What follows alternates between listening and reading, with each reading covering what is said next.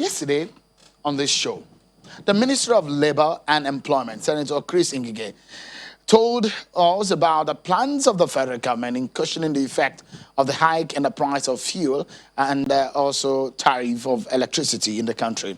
Tonight, we have the president of the Nigerian Labour Congress who led the Labour delegation for the negotiation with the federal government. Comrade Ayuba Waba joins us from Abuja studio. Many thanks for joining us, comrade, tonight on the program. And perhaps, and some of the issues that were raised by the Minister of Labor yesterday, I think is good for Nigerians also to be able, when they heard from the minister, it's good to hear from the leader of the Labor on what happened, because some of the details of what happened at that meeting has not been told by your side nor by the federal government, but we heard from the federal government yesterday. Let's begin by getting your reaction. You must have seen the backlash of the outcome of your meeting with the federal government on Sunday, Monday morning, because the meeting ended about 3 a.m. for what averted a nation shutdown from the strike plan by Labour. How do you react to those who say that Labour sold out? Well, thank you very much, Seun, and thank you for the opportunity to appear on this platform. Let me start by saying that trade unions or labor organizations such as NLC is membership-based, which means we have a very clear objective to protect and defend the interests of our members. But also, we must also conform to our very rich tradition of also taking on board the concern of many Nigerians. Well, you know, it's normal for people that actually buy people to say that you sold out. But I think the issues are very clear and obvious. And I think by the time we have shared those details with our CWC, they commended the effort that was made. The purpose of every action of a trade union, including NLC, is actually to try to see how those issues could be resolved. And therefore, through the process of collective bargaining and well-tested process of negotiation, which is clearly what is provided by the ILO laws, is what we have deployed. You remember that these two issues of increase in the electricity tariff and increase in the pump price of PMS were never discussed anywhere with Labour. And arising from this, there was no opportunity even to actually try to discuss the issue. So we had to deploy the working power of workers to now give the government ultimatum because we believe that such an important issue, which will have impact on workers, particularly those that are on wages, and even those that are on their own, the informal sector, there will be an impact, negative impact. These twin policies have eroded the purchasing power of Nigerian workers, and clearly it has been an issue that we have engaged for the past 30 years. So clearly that is why we deployed that workers' power to say that, well, you must also respond to those issues. Our demands were very clear and unambiguous to say that those policies will have a negative effect on workers. And at the eve of the action, because the purpose of the action actually is to try to get government attention to respond to the issues through dialogue. It is only through dialogue that we will be able to put the facts on the table and also take what issues government have in mind before coming up with those policies. And what we have achieved is to the effect that those issues were put on the table. What needed to be done actually to fix also the issue on a permanent basis, because if you recall, this issue had been on the table, particularly the hike in fuel price had been on the table. And it's normal for people to think that just as we thought, and people think that every Nigerian or every person has a price. No, labor does not have a price. It's just like normal. Somebody that steals would think that everybody steals to survive, or anybody also thinks that, well, for people that give bribe or take bribe, they think that everybody must take bribe or also collect bribe. No, that's not the issue. The issue is about substance of the argument. And by the time we relate to our organs, which is because the meeting ended very late, you remembered the meeting ended, as we said, early morning of 28. We had to then convey a meeting of our CWC, Central Working Committee, because we are an organization that is driven by organs. And after explaining all these details to them, even those that were not informed said, no, you did excellently well. You need to protect and continue to defend the interests of workers. So, clearly speaking, I think that is the context of the issue. Mr. Waba, you went into that meeting insisting that it's either a reversal of the prices or a total shutdown of the country by way of strike. Do you still hold that stance after that meeting up until today? Yes, we actually made those demands because there was no consultation. There was no discussion. There was no room for negotiation. And therefore, the time-tested approach of labor to now force government or employers to the negotiation table was deployed. And at the eve of those processes, government now say, yes, now we are ready to discuss with you, to put the facts on the table and see how we can be able to resolve the issue. So clearly, those two demands were the demands we made. And clearly, we have said that on the issue of pump price increase, if we don't refine locally for domestic consumption, this will be a recurring issue. And it has been recurring for more than 3 decades. And therefore, we have also put on the table what needed to be done so that we don't come through this vicious cycle over and over again. The refineries can work if government is ready to make them work. Secondly, on the issue of the tariffs, you are aware also that we went to court even to challenge the tariff, where we have a legitimate judgment of the court to say that this tariff certainly should not stand.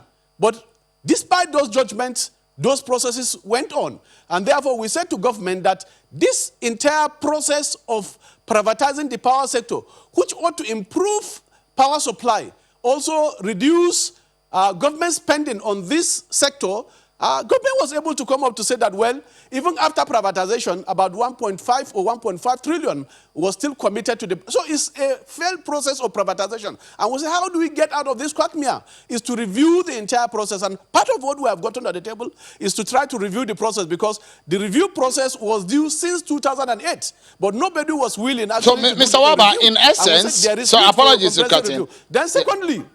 Just apologies to cut in.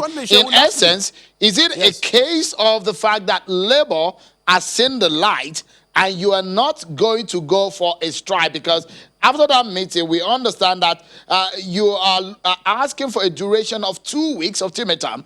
After that 2 weeks elapsed, will labor, should the federal government not meet up with the demand that you brought to the table, would you say be going on strike, or labor has seen the light and strike is no more on the table? Oh, the issue about the 2 weeks is particularly on the issue of hike in tariff of electricity. We have brought to the table concrete facts that point to the fact that the justification for such increase is questionable. Two, also, there are discrepancies, even in the tariff, among the various discos and across different states. For instance, a state or a region will be paying higher than one region or the other. And we say, what is the justification? And it was all agreed that we then need to find out those issues and also come back to then take a final decision. But importantly, there are decisions that have already been taken. On the issue of power, we said there will be a review in line with the MOU signed at privatization, i.e. to review the entire process. Two, we also said there is no basis for continuously serving people with bills that they have not consumed. And therefore, the issue of metering is important, and that citizens should not pay for wastages that are incurred because power have not been used arising from the inefficiencies of the discos. So all of these issues are issues that were brought to the table. And because also when you are on the negotiation table, you must also allow time and space to be able to look at the issue and then come back with a finality of decision. So I can tell you that what we did is to suspend that action, and that there is possibility actually to bring back the action. But if we're also satisfied in the process that the right thing is being done, then clearly also there will be a final collective bargaining agreement to say that, no, this issue has been addressed, and therefore we are satisfied that we will also look at how and when to then also respond to the issue of making sure that our workers and our members are not at the receiving end, and that the so-called either palliative or support must be in clear terms to also support our members. But since Monday morning, when you left that room, has there been any definitive action of government in line with what you agreed? And do you think that the government had the political will to make happen some of the demands, if we break it down line by line, some of the things that you have tabled on the ground, for those who say that some of those things are not practical? Do you think that the government has a political will to make it happen? And have you seen any concrete evidence that they have started work on it? Well, everybody goes into a negotiation or social dialogue, which we refer to in labor parlance, with an open mind to achieve result and committed to implementing any decision that is reached. And therefore, that is the position of labor. One, all the committees, as I speak today, have been inaugurated. The one on electricity have been inaugurated. Also, the reversal, because hitherto the reversal of the tariff, which we agreed should be immediate, we realized that they needed to adjust their system. And from the circular we have received today, because we have followed up and also visited those organizations or government agencies that ought to implement those policies, that reversal has been made.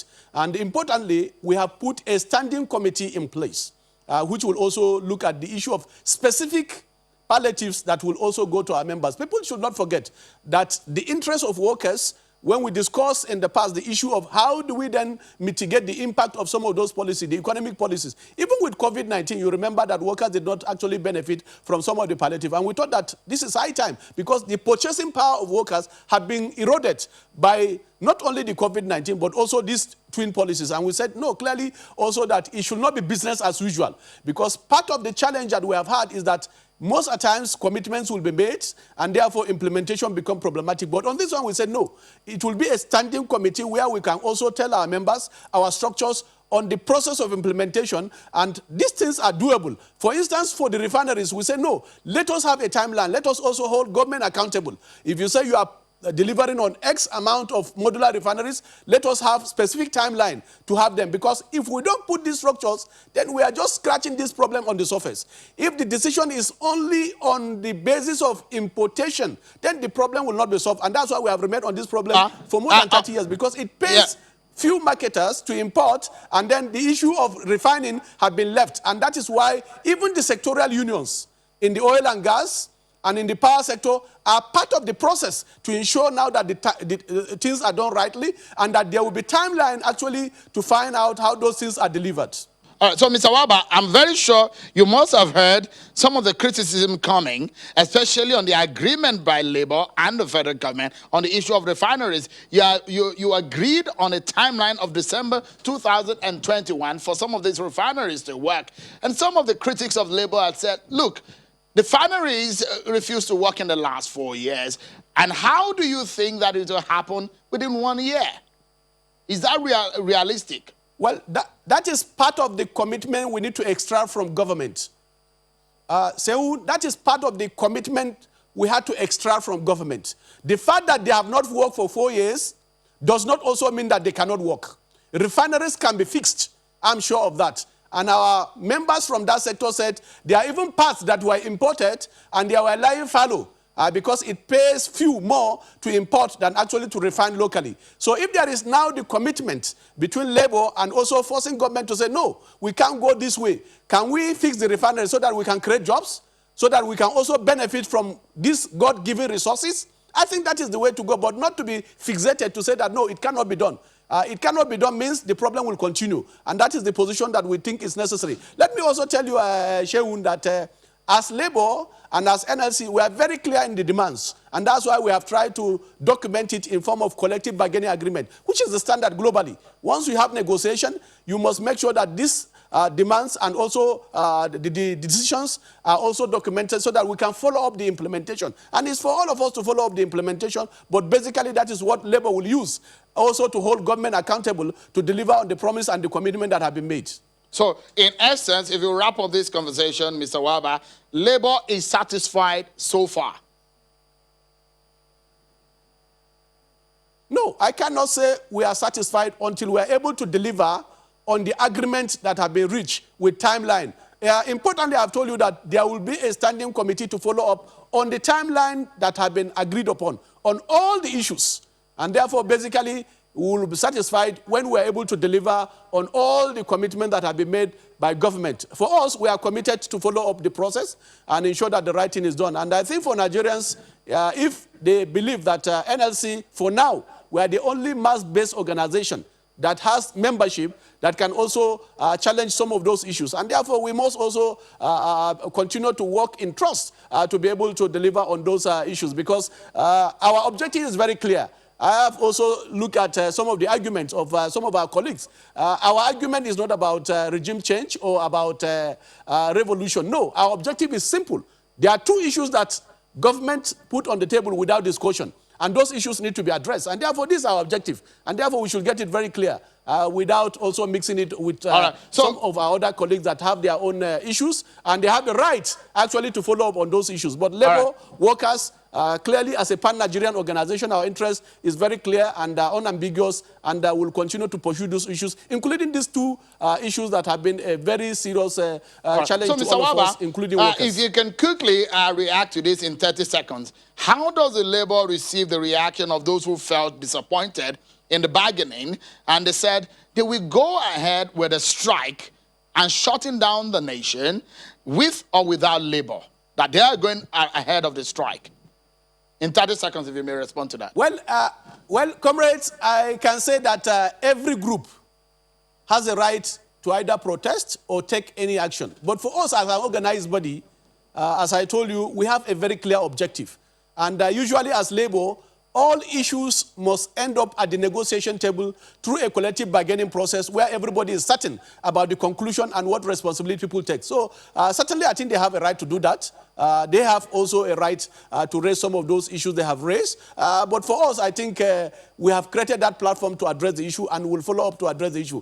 So it's for you to find out if those pronouncements also will actually be taken to confirm what they have said. But for us, we know that because of our nature, mass-based organization, every pronouncement we have made, we have tried also to make sure that our members are well informed, and we carry them along. And that's what we did. Immediately after the meeting, we convey our highest organ, that is the Central Working Committee, composed of President and General Secretary, 51 unions. Everybody was there, and they were satisfied that the decision that we have taken as an organ, as an organization, is the right thing.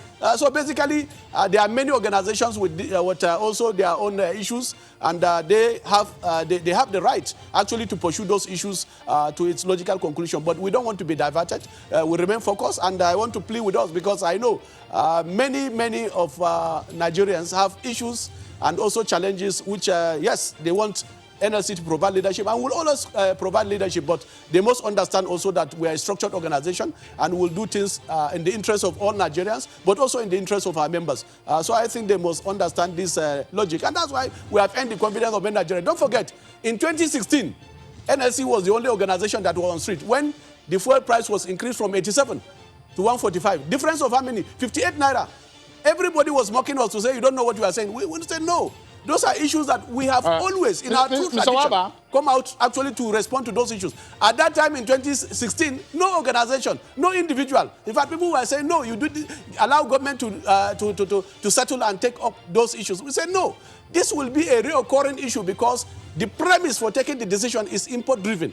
And therefore, import-driven cannot address the issue. So clearly speaking, I think we have come to a time when Nigerians also need to remember what we have said and what the process is, and what we need to do to continue to engage the process. We need to work together. We need to harmonize our ideas, but I think our focus is very clear and unambiguous.